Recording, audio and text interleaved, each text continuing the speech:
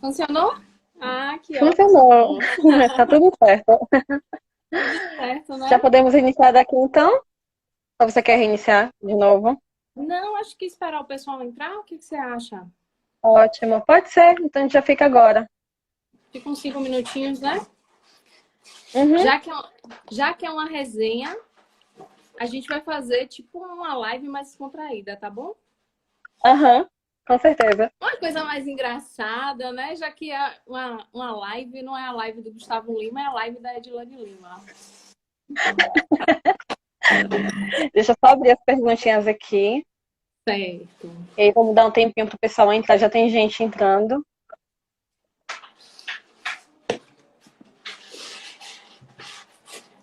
Você faz faculdade lá na FAD também, né?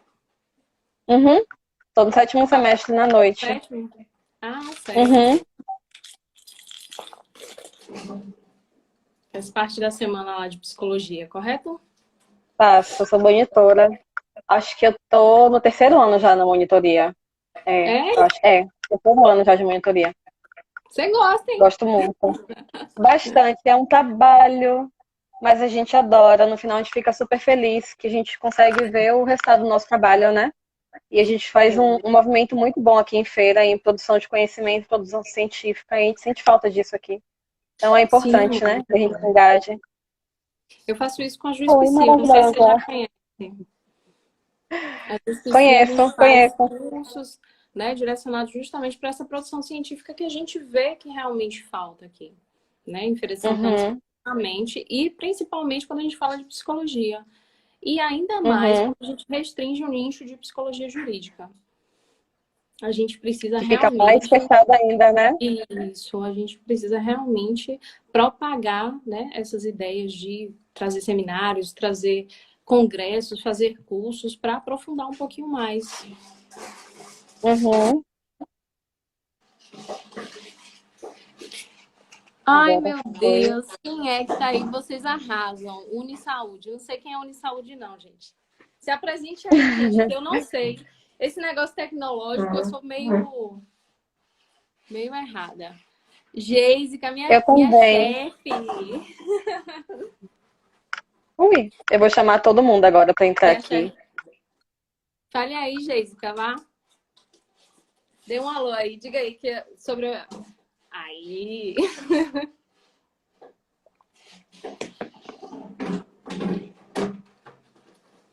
Gente, hoje a gente vai falar um pouquinho sobre a questão do Covid, melhor psicóloga também, né não? Diga aí, Jéssica.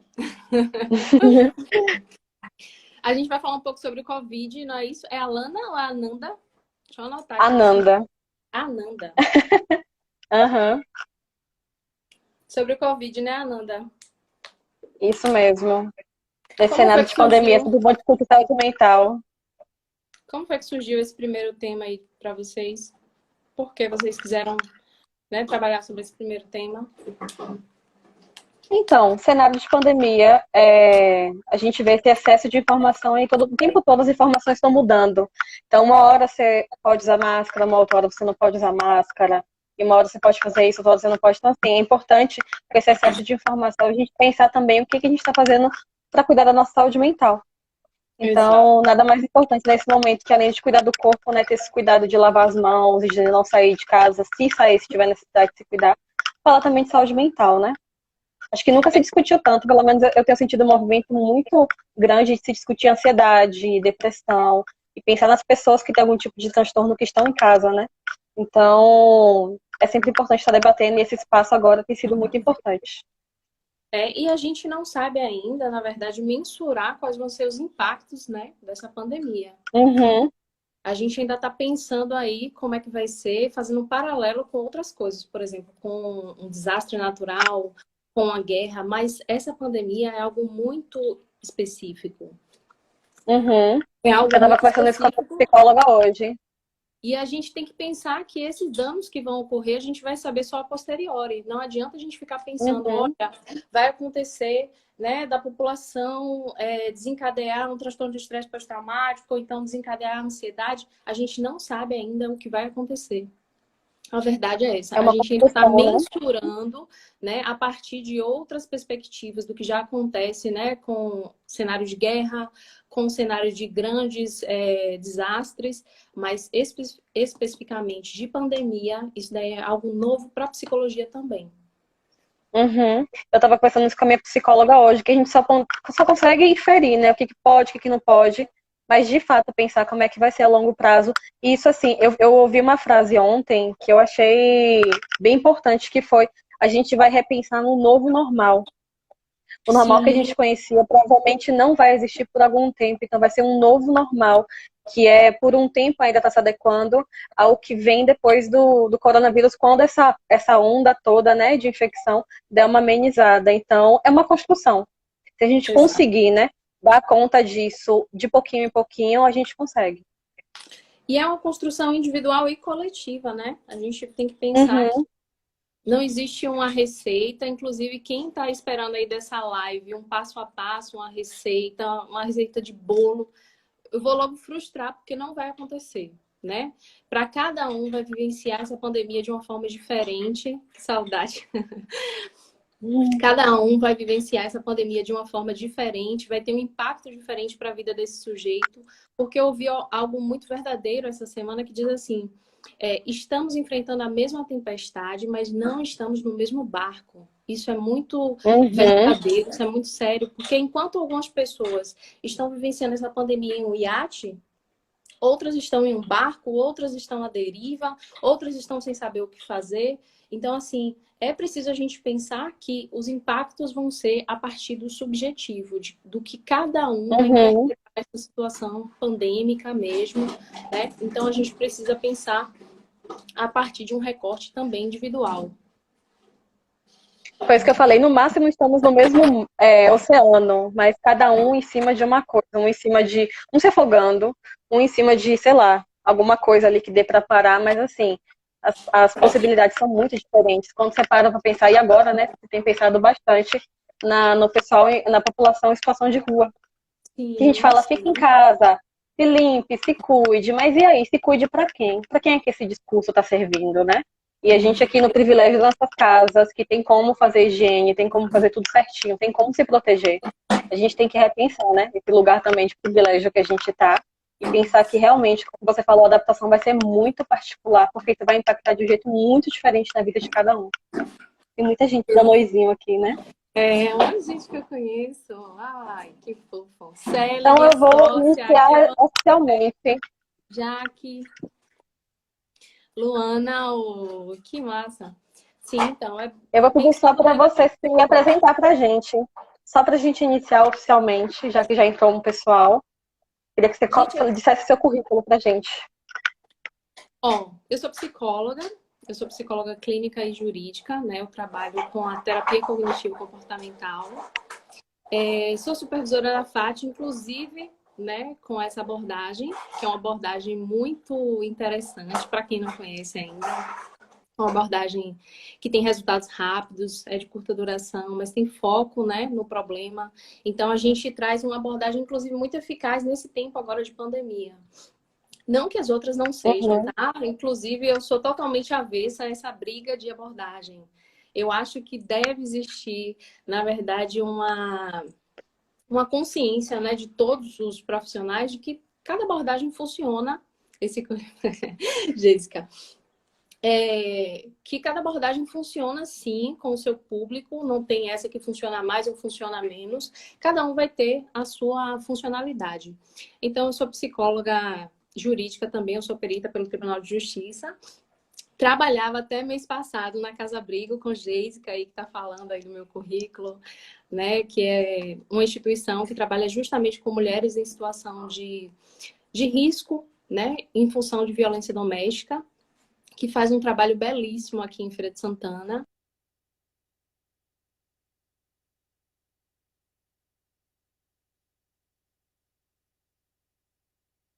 Gente, vocês estão aí ainda? Porque eu acho que ela ficou offline. Pronto, agora Voltei, não voltou. foi? Tinha travado. É, voltou. Tá travando. Então, assim, e dou aula também pela JuizPC, né? Tem uma empresa de cursos, porque eu acredito muito numa aprendizagem significativa, numa aprendizagem de um aluno, Uhum. ele não está só para repetir, ele também está para produzir conhecimento, ele está para produzir conhecimento, ele está para trazer coisas novas, discussões novas. E dentro lá da FAT, né, eu trabalho com algumas grandes áreas, que é a violência, a vulnerabilidade e as intervenções psicossociais. Então, trabalhar com violência é a minha grande paixão, né? Discutir essa temática, até porque não se discute, a gente não fala. Os psicólogos, eles não têm essa necessidade de falar, não é nem necessidade, eles não têm esse interesse de falar sobre isso, mas é um tema que nos custa muito, porque muitas pessoas desencadeiam transtornos mentais a partir de aspectos da violência, seja violência urbana, seja violência Uhum. institucional, seja violência familiar, intrafamiliar, extrafamiliar. Então, assim, é um tema que custa muito a psicologia, por vezes, não tem esse interesse, mas é um interesse pessoal mesmo que eu carrego e já trabalho há algum tempo com isso. Já trabalhei em CREA, já trabalhei em CRAS, já trabalhei em CAPS e gosto Uhum. bastante, né, dessa perspectiva aí. E amo dar aula, né? Gosto bastante aí de supervisionar meus alunos, de puxar a orelha deles, não é não, gente? Vocês não estão com saudade de mim, não? De ficar puxando a orelha de vocês, falando, isso daí tá certo, é assim que faz. Tô morrendo de saudade de ficar riscando num quadro. Eu tô ficando já paranoica. Mas é mais ou menos isso aí. Minha trajetória já tenho mais ou menos uns 9 anos de formada. Né? Sou especialista Uhum. em neuropsicologia e também em terapia cognitivo-comportamental. Essa zoada aí é um cachorrinho, viu, gente? Eu tava esperando o meu gato miar, ele não miou ainda. Então, vocês vão ver uma interferênciazinha aqui. Peraí.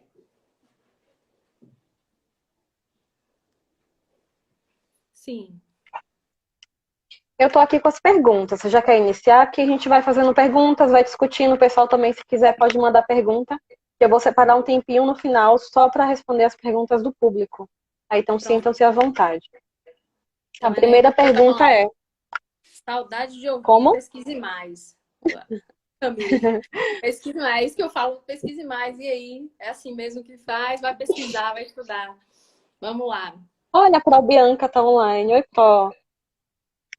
Então, a primeira Tudo bom, pergunta é: Bianca? qual a diferença entre isolamento social e quarentena? Aí é que tá.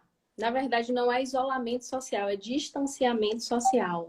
Né? Quando a gente pensa no distanciamento social, a gente pensa numa medida, né, que é uma medida de saúde pública, justamente para evitar a propagação do vírus. Porque se a gente pensar que 209 milhões, que eu acho que é mais ou menos essa população do Brasil, adoecer, o sistema de saúde ele vai entrar em colapso. Então, por isso que fala, Uhum, né, para ter esse distanciamento social. O distanciamento social, ele pode ser ampliado ou realmente ele pode ser mais seletivo. O que a gente aplica no Brasil é o distanciamento social ampliado, né? Que a gente diz assim, ó, vocês têm que manter uma certa distância um do outro por conta das gotículas, né? Para não propagar o vírus.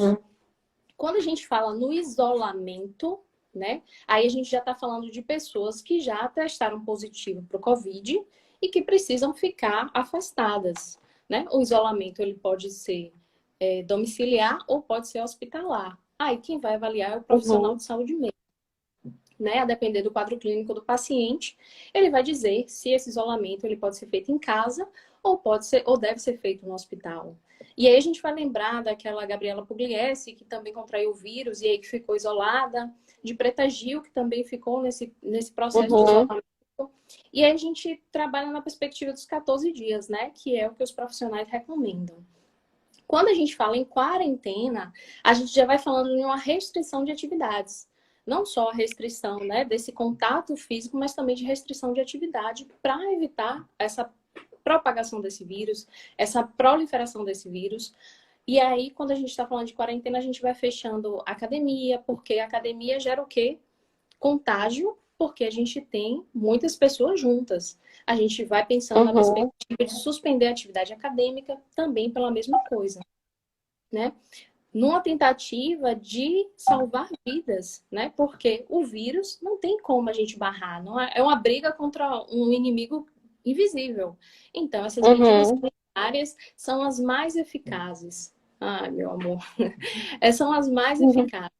E a gente tem que pensar que, se funciona em outros países, está tendo eficácia em outros países, a gente tem que replicar o que está funcionando, né? Então, por isso que é uhum. necessário lá, quando você vai lá na padaria e está colocando aquelas marcações assim para ficar um distante do outro, aí a gente está fazendo esse distanciamento social mesmo. E a quarentena que é recomendada é justamente para que essas pessoas, né, que vierem a contrair essa doença, elas possam ser assistidas pelo sistema de saúde. Que inclusive, gente, falamos muito do SUS, né? Algumas pessoas falam até mal, mas é a nossa joia preciosa. O SUS no Brasil é a nossa Uhum. joia preciosa. Então, assim, o SUS, por mais que fosse o modelo ideal, ele não teria como atender a toda a população. Então, a ideia aqui é como se fizesse assim: vamos adoecer aos poucos. Uma quantidade agora, uma quantidade mais lá na Uhum. frente, para não sobrecarregar e todo mundo ser assistido.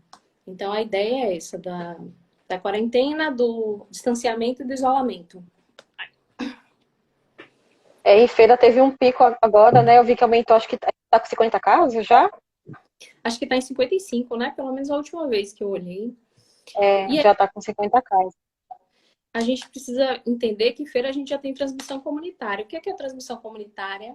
A gente não sabe, as pessoas que estão contraindo o vírus, elas não sabem exatamente como foi que contraíram. Elas não tiveram, Uhum. 55, elas não tiveram contato com pessoas que viajaram para fora, elas não tiveram contato com pessoas que estão diretamente vinculadas a, por exemplo, a São Paulo, que está tendo uma contaminação muito grande. Então, não se sabe exatamente como foi que elas contraíram. Então, pode ser em qualquer lugar.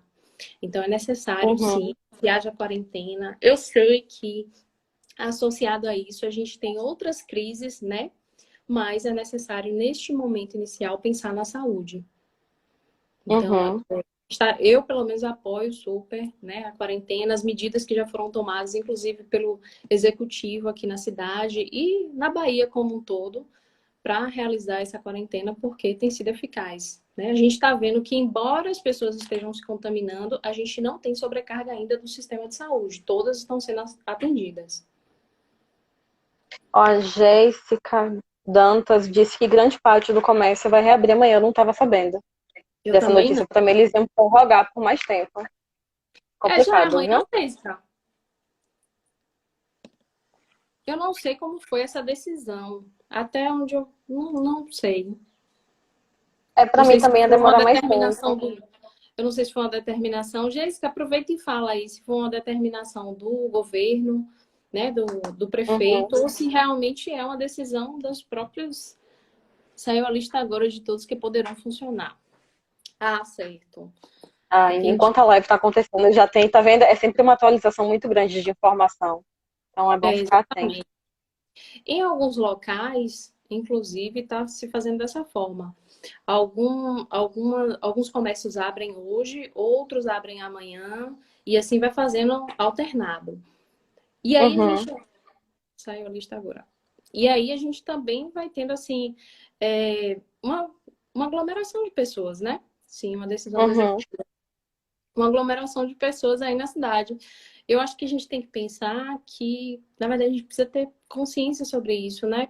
Não ter essa ideia do sensacionalismo, né? Eu tenho até muito cuidado quando a gente vai ver notícias, porque a boa parte das notícias são sensacionalistas, mas a gente precisa entender que realmente é grave, né? Que é uma pandemia e que a gente precisa tomar decisões, né? Resguardando a saúde de todos. Não, é só uma gripezinha, né? De jeito nenhum, né? De jeito nenhum. Inclusive, eu não vou Eu vou nem passar tecer então. comentários sobre isso para não se estender o papo. Eu vou passar então para a segunda pergunta, que diz assim: como os profissionais da psicologia podem atuar nessas situações de desastres ou pandemias, mesmo à distância? Que foi aquilo que a gente começou a discutir até no início, né? Sim, sim. Uma coisa que eu acho que é importante a gente pensar que todo esse cenário, né, de insegurança, de incerteza, afeta todos, afeta os profissionais que estão envolvidos diretamente na linha de frente, afeta a segurança pública, afeta os autônomos, afeta os informais, afeta todo mundo, inclusive afeta os psicólogos.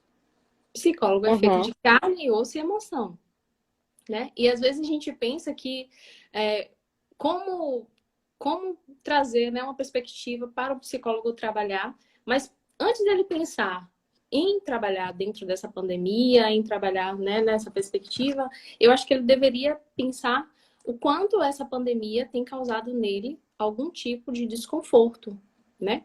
Se ele está também preparado para lidar com tudo isso, se ele está conseguindo equilibrar as emoções dele para atender uma outra pessoa. Acho que esse é o primeiro Uhum. ponto para o psicólogo pensar, né? Porque ele também pode adoecer diante de uma pandemia, porque nós somos humanos, né? Então, vivenciamos as dores também humanas. Então, essa crise, ela vai gerar uma insegurança e vai gerar uma crise mesmo política, econômica, social, cultural, familiar, mas também vai gerar uma crise individual, uma crise subjetiva. E isso pode afetar também os psicólogos. Então, acho que o primeiro ponto é ele pensar, bom, eu estou preparado para atender? Este momento eu consigo atender? Eu consigo fazer um atendimento eficaz? Ele conseguindo dizer assim, não, eu consigo, não, eu me sinto preparado para isso, bom, então agora é seguir os parâmetros do Conselho de Psicologia, que inclusive o Conselho de Psicologia agora flexibilizou muitas das normas. Agora é possível você se cadastrar, né, para fazer atendimento online, é possível você atender de uma forma mais rápida, inclusive registrar no conselho de uma forma mais rápida. Então, o Conselho Federal de Psicologia flexibilizou muitas normativas para que as pessoas não ficassem desassistidas. Mas, quando a gente pensa na perspectiva do que o profissional pode fazer, do que o profissional pode atuar aí, eu acho que é no atendimento online mesmo, né? Partindo primeiro dessa premissa de que se eu me sinto preparado para, né? Não atender Uhum. por atender, mas atender partindo desse princípio, se estou preparado ou não estou preparado. E depois, né, ele também pode pensar na perspectiva de atender, fazer os primeiros atendimentos, né, psicológicos, que é aquele acolhimento psicológico mesmo que muitos profissionais, de uma forma muito belíssima, né, já estão fazendo de forma voluntária, né, para que populações que não têm acesso à psicologia, elas possam ser assistidas, pelo menos no acolhimento inicial, né, no acolhimento dessa crise. Então, acho que você pode fazer o atendimento, sim, online, né, e fazer esse atendimento dos primeiros auxílios psicológicos mesmo. Acho que essa é Uhum. uma Uma boa. coisa interessante que você falou é que uma coisa que a gente quase nunca para pensar, que é quem cuida do cuidador. E a gente Sim, vê os médicos, pessoas, os psicólogos que estão na linha de frente, mas como é que eles estão se cuidando também, né? Como é que eles estão procurando atendimento? E eu também tive esse insight semestre passado, eu aqui falando como estudante, no estágio que eu fiz sobre acolhimento parental. Eu nunca tinha parado para pensar como é que ficam os pais de crianças que têm algum tipo de deficiência e ver esse insight assim, poxa, a gente sempre olha para a criança, a gente sempre olha para aquela pessoa que a gente acha que tem um sofrimento maior. A gente não para para pensar do outro lado também, né? Quem está cuidando. E é muito interessante a gente parar de romantizar esse cuidado, né? E pensar que esse cuidado também envolve sofrimento. Tem o lado do amor, que envolve, né, o amor pela profissão, o afeto pela pessoa, mas também tem essa parte que envolve também o sofrimento e que também tem que estar atento a esse sofrimento, porque esse sofrimento também tem que ser acolhido. sim, sim. E é extremamente importante Ah, a gente pensar sobre esse cuidador, viu? uhum. Aqui a Jéssica também falou que o Mandetta acabou de renunciar ao cargo, o presidente acabou de demiti-lo. Os noticiários já estão vinculando, o plantão da Globo está anunciando agora. Enquanto essa Que live bom. está acontecendo, muita coisa está acontecendo, viu? Eu tô quase Vamos desligando ficar essa live atentos. para saber o que que tá acontecendo lá fora. Mulher, Tô ficando está presa numa assustada, bolha viu? aqui. Que transtorno, né? Bom, E enquanto assim, isso, é mais uma decisão irresponsável, né? A gente nem pode estar falando dessa forma, mas assim, é mais uma decisão, né, que vai de encontro com tudo que a gente pensa, né, de saúde pública, de ciência, não é achismo. A gente precisa entender que quem pode falar de saúde realmente são os profissionais de saúde, quem fala de economia são os profissionais de uhum, economia, quem fala de direito são os operadores de direito. E é muito custoso para a população essa política de extermínio, porque me parece que é mais uma política de extermínio do que qualquer outra coisa, né? Porque é não resguardar com a saúde pública, é totalmente indo de encontro com o que os outros países têm feito, é assustador, né? A gente já está vivendo uma pandemia, eu vi até um meme que fala assim, a gente vive uma pandemia e um pandemônio, que é Uhum. o pandemônio com o respectivo, o ilustríssimo. É o que se chama de necropolítica, né? Que a gente, as pessoas que estão morrendo são pessoas de minorias muito específicas, né? Então é bom ficar atento a isso também. Eu vou pular Exato. agora para a terceira pergunta. Eu vi que o pessoal já está mandando, daqui a pouco eu abro um espaço. A terceira pergunta diz assim: de que forma o distanciamento social pode afetar a saúde mental da população e dos trabalhadores que estão na linha de frente ou nos serviços essenciais, que é isso que a gente já estava falando agora, né? Uhum. Eu acho que é como eu falei, né, anteriormente. Não existe uma receita de bolo nem para o que fazer, nem para como vai ser afetado em cada um. A gente vive a mesma situação, sim, né? A gente falou sobre a questão da tempestade, né, do mesmo barco, mas cada um vai interpretar de uma forma essa situação. É muito leviano eu pensar assim, gente, olha, mantenham suas atividades, continuem lendo livros, né? Façam as suas atividades acadêmicas, tentem manter a sua saúde mental quando tem pessoas que estão pensando apenas na sua sobrevivência, quando tem pessoas que estão Uhum. vivenciando violência dentro da sua casa, quando tem pessoas que estão vivenciando situações de estresse muito grande em razão de ter perdido o emprego, em razão de não saber o que fazer de agora em diante. Então, assim, não é pensar em uma estratégia geral, mas é pensar numa estratégia de particular de cada um. Cada um vai Uhum. vivenciar de uma forma, para cada sujeito vai ter um impacto diferente, porque assim, se a gente pensar nas crianças, né, elas vão ter um impacto específico, porque algumas crianças, elas têm a possibilidade de ficar em casa e serem assistidas pelos pais que estão em casa, mas tem crianças que estão em casa e que não tem ninguém, não tem nenhum responsável, porque os pais estão saindo, né, para buscar sobrevivência. E elas não estão se alimentando também, porque a alimentação muitas vezes era a única que tinha na escola e não estão indo para a escola. Uhum. Então a gente precisa Uhum. pensar que é muito confortável a gente ficar aqui dizendo, olha, faça isso de tal forma, quando essa situação ela é vivenciada de inúmeras maneiras para cada um. Então o impacto vai ser muito subjetivo, muito pessoal, e a gente precisa realmente pensar dessa forma para não criar uma generalização do que vai acontecer. E aí a gente não criar políticas públicas para isso. Olha, então uma Uhum. parcela da população vai ter ansiedade, então vamos criar agora um programa para ansiedade para a parcela da população. Não, vamos entender qual foi o impacto disso para cada um, pelo menos para uma parcela e replicar isso. A gente precisa pensar nas pessoas que estão em situação de vulnerabilidade, né? Uma vulnerabilidade social também. A gente precisa pensar nas pessoas, né, que não estão vivenciando uma vulnerabilidade social, mas vivenciam uma vulnerabilidade subjetiva, individual, afetiva. A gente precisa pensar em diversos contextos. Psicologia não é como muitas pessoas pensam, que é 2 mais 2 é igual a 4, né? E também não é. Uhum. Psicologia é ciência, é uma ciência que tem técnica e eu sou muito avessa à receita, ao que vai Uhum. acontecer. Então, eu prefiro pensar que a gente precisa produzir ciência agora nesse momento. A gente precisa produzir pesquisa e a partir dessa pesquisa a gente criar um programa específico para, né, tentar conter os efeitos dessa pandemia. Então, acho que é E mais em ou menos cada recorte, né?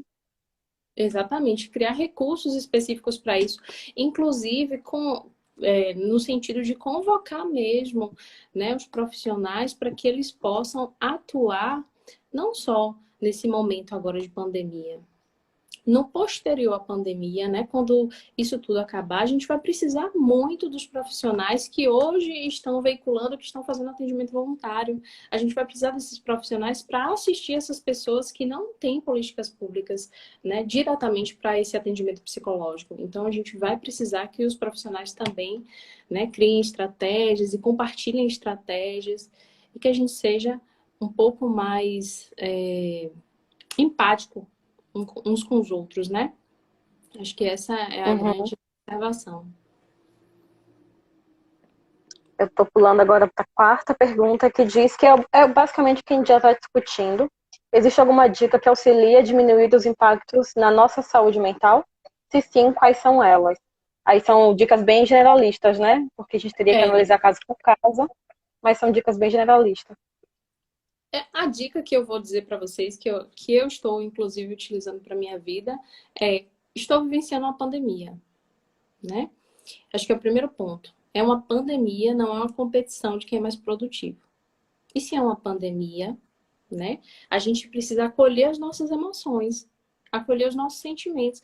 Vai ter dias que você vai acordar, né, super produtivo, vai querer ler livro, vai querer fazer suas atividades, vai fazer atividade física, mas vai ter dia que você não vai querer fazer nada e tudo bem, não está tudo bem, tá?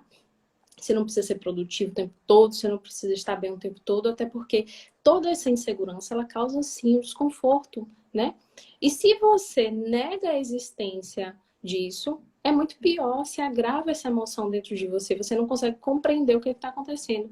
Então, acho que uma dica que é muito geral é você acolher as suas emoções, é você se permitir sentir essas emoções e trabalhar em cima delas, né? Se você perceber que você não consegue sozinho, peça um apoio a um colega, né? O colega não está sendo um suporte social que você consiga, né, ultrapassar isso, então a gente busca um profissional também para fazer. Mas nesse momento é acolher as suas emoções, é acolher os seus sentimentos, é não pensar que você precisa ser perfeito, né?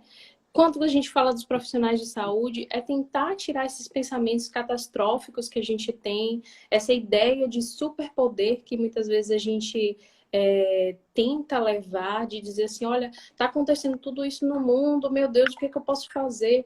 O mundo vai acabar. E agora, tentar substituir esses pensamentos catastróficos por pensamentos mais realistas. Olha, o que eu posso fazer, eu estou fazendo. E eu estou fazendo a minha melhor parte e tudo bem, é o que eu consigo fazer, tá?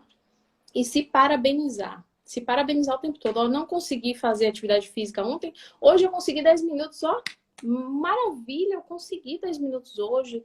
Eu não consegui ler a apostila toda da faculdade, mas eu consegui assistir a aula, eu consegui revisar, eu consegui fazer isso, eu consegui alguma coisa hoje. E aos poucos ir se parabenizando e vencendo, respeitando realmente os seus limites, sabe? E outra coisa, não se comparar, gente. Não é porque aquele seu amigo tá postando É, o tempo todo no Instagram que tá fazendo atividade física, que fez, que aconteceu, que realmente ele tá fazendo, tá? E mesmo que ele esteja fazendo, né? Diz respeito a ele, diz respeito à saúde mental dele, diz respeito ao que ele consegue fazer, o que ele consegue produzir. Não se compare, não se equipare. Cada um vai vivenciar essa pandemia de uma forma diferente e você precisa respeitar as suas emoções, os seus sentimentos, né? As suas reações comportamentais a partir daí. E não se cobrar tanto, tá bom? Não precisa se cobrar tanto. A gente tá vivendo. Lembre-se sempre, eu tô vivendo uma pandemia. Tudo bem se eu não tô me é tudo sentindo. novo, né? É tudo novo para todo mundo, entende? Então, acho que essa é a grande chave aí, a dica-chave. Uhum. Lembrar que a gente não é super-herói, super-heroína, a gente não é máquina de produção, a gente não tem que estar 24 horas por dia pensando. Eu compartilhei hoje um vídeo do Emicida, ele fala muito sobre isso, que é o ócio produtivo, que parece que você tem que estar o tempo todo, mesmo parado, pensando em produzir, tipo, vou fazer isso, eu vou dar conta daquilo. E às vezes você pode simplesmente não fazer nada, não é um crime você se deixar não fazer nada também. Não precisa se sentir culpado por isso, né?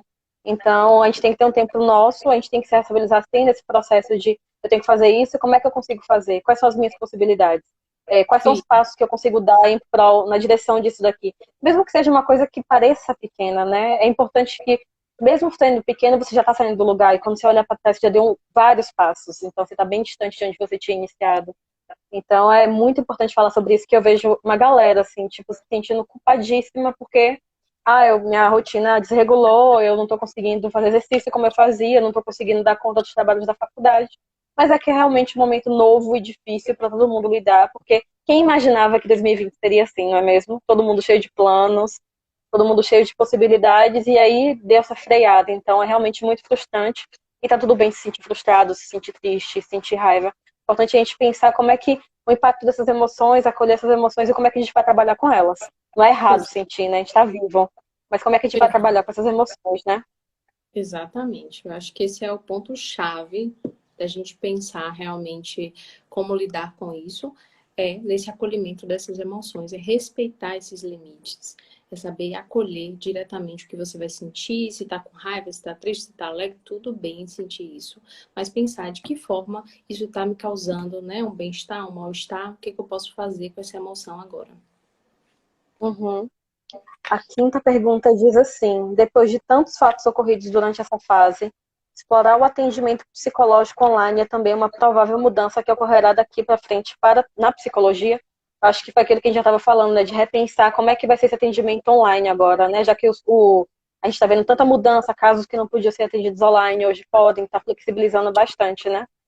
Exatamente. E eu acho que, na verdade, esse reinventar não vai ser apenas da psicologia, vai ser de tantas outras áreas, né, que vai ter que se reinventar mesmo. E um ponto importante é que esse atendimento online, por mais que a gente esteja fugindo dele, ele vai nos alcançar, vai alcançar a psicologia, porque a tecnologia está avançando, gente. Não tem como a gente. É aquela coisa do Uber e do taxista. Não tem como você ficar igual o taxista dizendo assim: ah, eu não quero ser Uber, eu não quero ser Uber. Porque a tecnologia vai avançar e as pessoas, a geração que vai vir agora, é uma geração muito mais conectada. É uma geração que quer realmente que essa conexão ela aconteça. Então, eles vão cobrar que seja assim atendimento psicológico online, porque, infelizmente ou não, a vida acelerada que a gente leva, né, faz com que as pessoas elas queiram e requeiram o tempo todo mecanismos rápidos. E não Uhum, necessariamente o atendimento psicológico que é online não quer dizer que não tem eficácia, tem eficácia sim, né?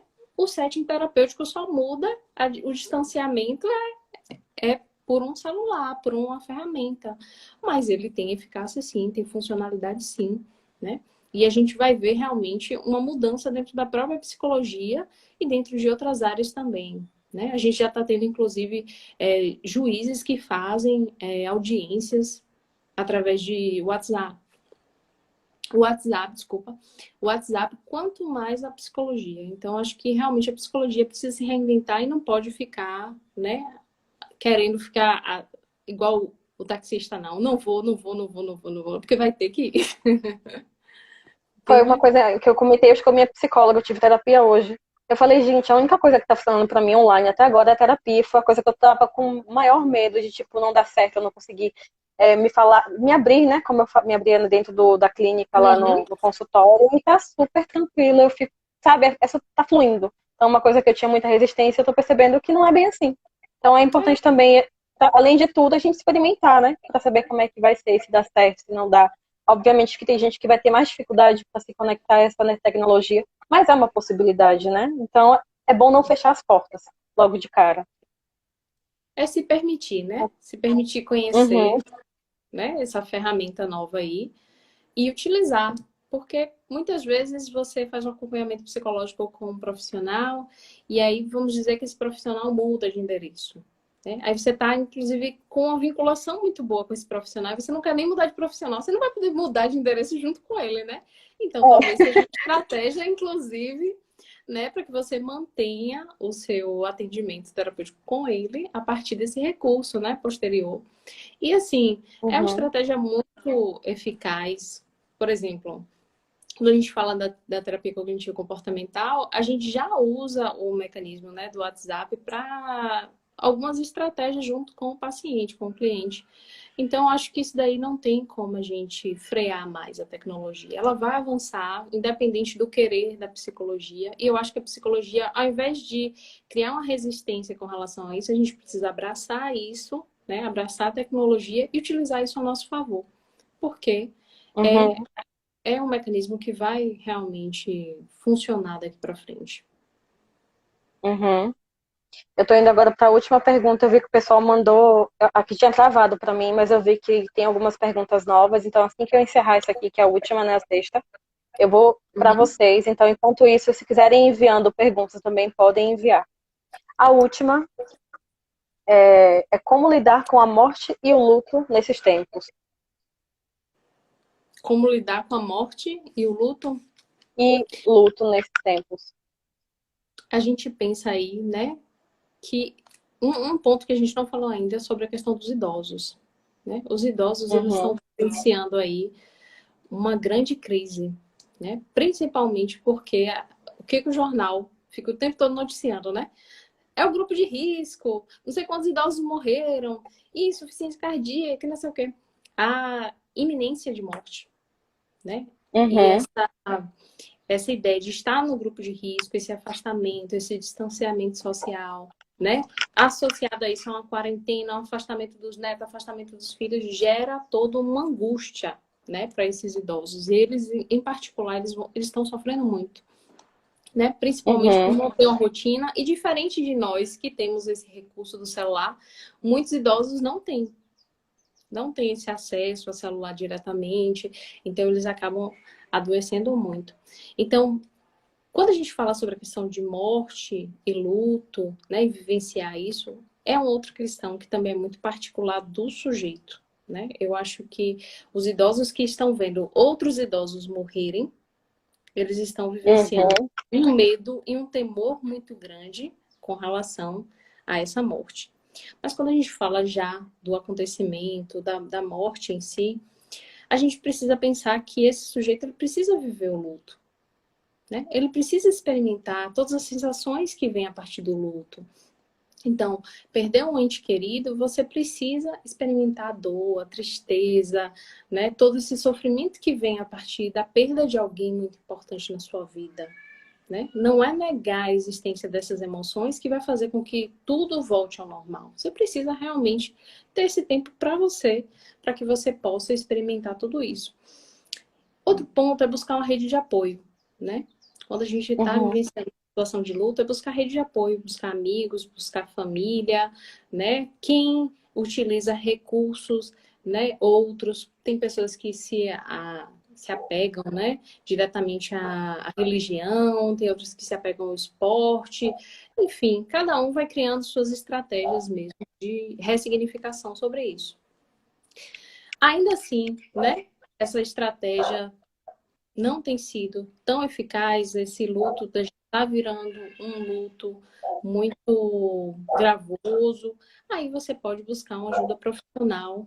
E a partir da ajuda profissional, você vai redescobrir outras formas, né? De inclusive lidar com o luto, de identificar o que mais está te causando mal-estar diante desse luto e realmente, né, ressignificar o que aconteceu. Essa pandemia toda, ela gera em nós todo esse temor, né? Temor da morte, o medo da morte. Uhum.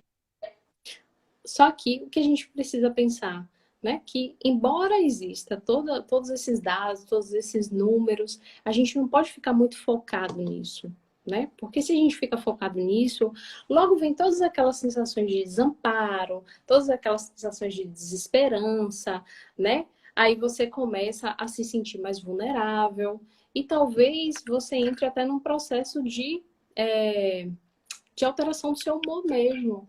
Então, é Uhum. preciso pensar sobre isso, né? Eu penso dessa forma. Você precisa pensar, né, no luto, no sofrimento a partir desse luto, se ele vier a acontecer e você experimentar essa sensação toda. E vai ser, assim como a pandemia, muito particular, muito individual mesmo. Por isso que quando a gente vai no velório, algumas pessoas falam assim, ai, como é que pode? Fulano não tá nem chorando. O fato de não estar chorando não quer dizer que ele não está vivenciando luto. Não quer Uhum. dizer que ele não está experimentando a dor daquela perda. Isso quer dizer que cada um vai vivenciando de uma forma. Algumas pessoas estarem chorando, outras pessoas estarem sorrindo. Entra no mesmo critério. Cada um vai vivenciar de uma forma e experimentar de uma forma, né, a perda de alguém tão importante. Que perder alguém, a gente já sabe, né, de uma forma ou de outra, vai gerar uma dor da perda, né? Perder. Sempre que a gente perde alguma coisa, quando a gente perde um grande amor, quando a gente perde um trabalho, a gente entra num luto também, não é? Então a gente precisa lidar diretamente com essa perda. É uma coisa interessante que você falou lá no início, que a forma como a gente está falando dos idosos nesse momento. Porque para além de tudo que eles já experimentam, né, sendo idosos, o medo da morte, parece que está se aproximando do fim da vida e a qualquer momento você vai morrer. A forma como as pessoas têm falado sobre isso, ah, não, tá morrendo só idoso. Só. Como se não fossem pessoas, né? fosse só uma categoria, tipo, é só idoso, então tá tudo bem, eu posso sair. E a gente sabe que também não é bem assim. A gente registrou um caso agora de uma menina de 17 anos que não tinha doença prévia, que veio a falecer por conta do coronavírus. Então, é ter cuidado na fala, porque isso realmente Hum. machuca muito. E isso adoece muito. Então, para além de todo o cenário de pandemia, a gente tem que ter cuidado com como a gente está olhando para o outro. O olhar que a Como a gente está gente está dedicando para o outro, né? comunicando, né? Uhum. E é Eu vou importante passar. também a Uhum. gente ter muito cuidado com essas notícias, viu? Principalmente quando a gente está falando sobre os idosos, né? Ter cuidado com o tipo de jornalismo que a gente assiste, o tipo de jornalismo que a gente Uhum. produz. Porque jornalismo sensacionalista, jornalismo que gera um sofrimento ainda maior, isso adoece também. Não pense que não adoece, porque adoece, né? Você tá ali todo dia, você acorda já de manhã, olha, morreu não sei quantas pessoas hoje. Ó, a mãe já morreu. Calma, não é assim também, tá? É importante que a gente esteja atento, que acompanhe sim o que está acontecendo, mas é importante que a gente saiba de notícias confiáveis. E muito cuidado também com fake news, gente. Fake news Uhum. é um perigo, porque a gente fica passando, e principalmente os idosos, eles não, muitos deles não têm esse cuidado de pensar, ai meu Deus, será que é verdade, será que não é? Meu pai mesmo, se mandar Acredita. notícia, um elefante cor-de-rosa sumiu a presidência, ele vai acreditar, ele vai falar, minha filha, você viu Meu como pai é? é desse também. Então a gente precisa ter muito cuidado, né, com o que a gente também está passando para frente, né, o que a gente está assistindo, que a gente, de que forma a gente comunica também as notícias para os nossos pais, para os nossos avós, e ter esse cuidado de ouvi-los, né? Porque muitas vezes as pessoas elas querem entregar um passo a passo, mas não quer ouvir o que de fato aquele outro está experimentando. E aí, meu avô, o que Uhum. você está sentindo? Me conte como é que você está, né? Conversar diretamente com esses idosos para saber de que forma você também pode auxiliá-los, de que forma você pode ajudá-lo. Outro dia eu até criei um Instagram pro meu avô, para ele mexer na quarentena. Eu falei, olha, meu avô, você vai fazer, eu fiz o seu Instagram para você ficar mexendo. E ensinei ele a mexer. Porque a gente tem que criar estratégias mesmo funcionais Tem que para ter esses sensibilidade, idosos. né? Isso. E a gente tem que pensar em estratégias que funcionem para eles, para cada caso, né? Exatamente. Tem idoso que vai querer ouvir uma música, tem idoso que vai querer fazer um bingo em casa, tem idoso que vai querer fazer uma atividade mais lúdica de pintar, outros vão fazer uma atividade, né, mais voltada para a questão científica, do conhecimento da produção mesmo. Então, para cada idoso vai ter uma estratégia diferente. O que não pode é gerar nele uma sensação de abandono, de esquecimento, porque Uhum. é uma morte simbólica, né? É uma morte da existência mesmo, né? Meus netos não estão vindo aqui, meus filhos não estão vindo aqui, todo mundo me abandonou e agora eu vou morrer a qualquer momento. Então tem que ter muito cuidado com isso, né? Tem que ter cuidado com esses idosos, tem que ter cuidado com a saúde mental deles, principalmente, né? A gente precisa pensar em quem está aqui com a gente, nos nossos e nos outros também, né? Pensar em estratégias que vão gerar menos adoecimento aí. Eu tô aqui voltando, Dilane, quando você tá falando, para ver as perguntas. Aqui deu uma Hum. travada, mas eu tinha lido uma do Jefferson, que ele perguntou mais ou menos assim, como é que a gente faria esses primeiros atendimentos, tipo um primeiro socorro psicológico. Seria interessante, ou melhor, é interessante a gente pensar que a gente precisa entender esse contexto, né? Qual é o contexto? Vamos pensar em atender população que é uma população mais vulnerável, vamos atender os profissionais que estão na linha de frente, quem é que a gente vai atender diretamente. Depois de pensar sobre essa perspectiva do público específico que vai ser o atendido nesse momento, a gente tem que fazer um acolhimento, é acolher esse sujeito, acolher esse sofrimento, acolher essa dor, acolher essas emoções. E aí partir para um princípio básico da psicologia, que todo profissional de psicologia, ele aprende na faculdade, eu deveria aprender, que é a escuta, né?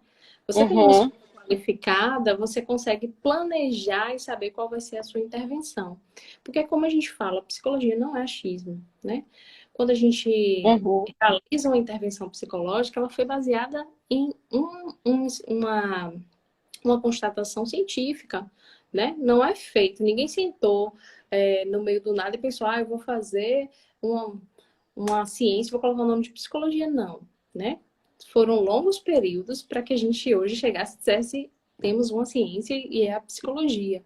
Então, é uma ciência muito séria e que requer, né, aprofundamento de quem executa ela diretamente. Não é uma resenha, não é um bate-papo, né? Quando a gente fala desse acolhimento também, é um acolhimento baseado na ética, no profissionalismo, na técnica.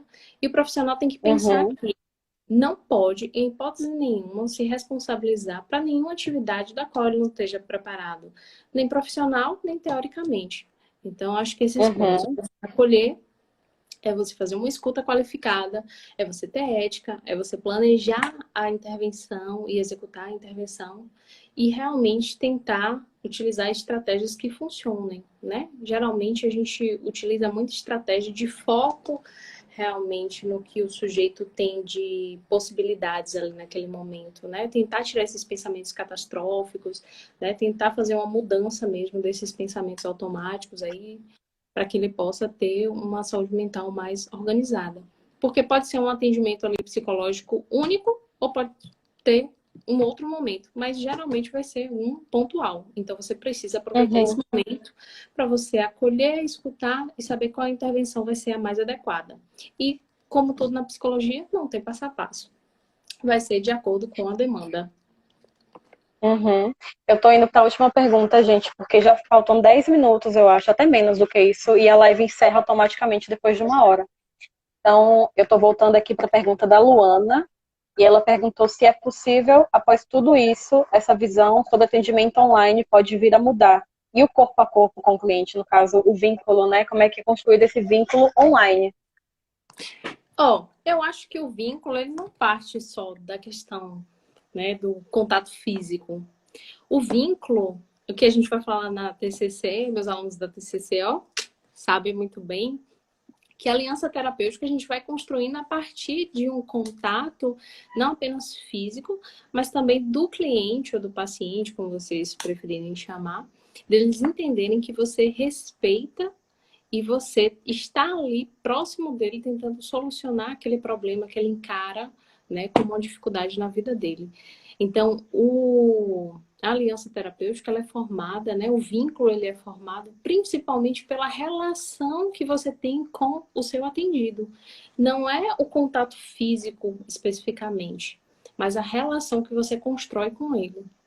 É uma relação empática, é uma relação de responsabilidade, é uma relação de cuidado direto. Isso tudo é fortalecido dentro e fora da terapia. Inclusive, com o terapeuta cognitivo comportamental, a gente vai estimulando o nosso cliente a, né, manter ações fora da terapia e esse vínculo também é fortalecido. Quando acaba o setting Uhum. terapêutico ali, continua o fortalecimento desse vínculo. Então, assim, não se restringe ao contato físico, embora seja muito importante. Né? Embora seja muito importante. Eu sou uma pessoa que gosta muito dessa questão corporal, né, do contato em si, mas a gente está caminhando para realmente uma tecnologia que está avançando, não tem jeito. Eu brinco que todos aqueles filmes que a gente assiste, né, que reproduz mais ou menos o que vai acontecer não sei quantos mil anos, aqueles filmes vão acontecer. Uhum. Porque vai ter uma pessoa assim aparecendo na sua frente, vai ser mais ou menos aquilo. Então eu não me assusto, É, não. Eu, inclusive, acho que é o momento da gente repensar e se reinventar a partir disso. e a gente consegue se vincular com pessoas online. É uma nova forma de se relacionar, né? Com o advento da internet, das redes sociais. É mais uma possibilidade de relacionamento e construção, né? Desse relacionamento e desse vínculo. Enfim, Sim, eu vou sim. encerrando porque falta só um pouquinho. Eu tô com medo de cair a qualquer momento essa live, porque ela encerra automático. Mas eu queria agradecer a todo mundo que participou. Muito obrigada a todo mundo que enviou pergunta, que enviou coraçãozinho, que enviou olhinho com coraçãozinho, que esteve aqui com a gente nessa tarde. Para mim foi muito gostoso discutir um tema que é tão difícil, mas de uma forma que a gente se sente bem quando a gente sai dessa conversa, né? Então, muito obrigada, Edilene, por estar aqui essa tarde comigo. Foi muito bom, eu acho que para todo mundo. E é isso, espero outras oportunidades da gente discutir outras coisas também. Vamos marcar, sim, outros debates, outras discussões, outras lives, né, para que a gente possa debater esses temas que são tão importantes, né, não só para a psicologia, mas para a população em geral, em si. Reitero, né, o seu agradecimento também a todo mundo que participou. Foi ótimo, foi divertido. Eu queria que fosse assim mesmo, eu não queria que fosse aquela coisa muito técnica. Ainda brinquei com os meus alunos. Eu falei, olha, brinquem lá na live, porque eu quero brincar, porque realmente a gente precisa dar uma suavidade, né, nesse tema. Uhum, A gente não pode levar com tanta dureza, com tanta aspereza, porque já é caro viver esse tema, né? Então a gente precisa tentar ter uma leveza na hora de discutir para que não seja tão doloroso também falar sobre ele, né? Além de vivenciar ele, que também não seja doloroso. uhum. Então, assim, a dica suprema aí é que vocês vão anotar e não vão esquecer é que vocês não estão numa corrida contra o tempo e que tá tudo bem. Olha o que a gente falou, tá tudo bem, né? Vivenciar suas emoções, sejam elas de alegria, de tristeza, de raiva, de medo, tudo bem, tá? Então, se cuidem, cuidem dos seus, cuidem dos outros, né? E a gente tá aqui sempre. Obrigada, viu?